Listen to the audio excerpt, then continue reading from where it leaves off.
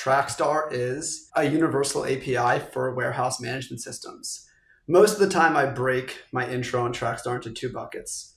What's a WMS? What is a universal API? Like everyone knows, WMS or warehouse management system is a system of record for all data that lives within a physical warehouse. WMS are used to track the inflow of goods in and out of warehouses. Supply chain is, I think if my stats are correct, $10 to $12 trillion industry.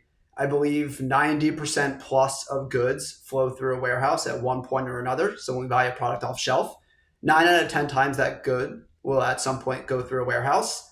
And the point being, WMS are a really critical system for warehouse operators, and it tracks and stores really valuable information around the movement of goods. But what's the challenge? So this data is really valuable, but the challenge is there's hundreds of different WMS out there. There's the off-the-shelf systems that anyone can buy, whether that's a Deposco, Veracor, Paccio, InfoPlus, ShipHero, the list goes on and on.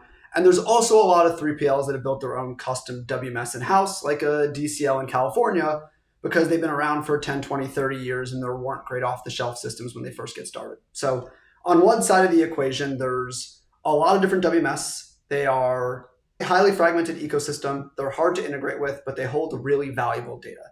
So what does Trackstar do as a universal API? A universal API builds integrations into all of those different systems and then normalizes that into a common data model with single unified API endpoints for folks to connect with.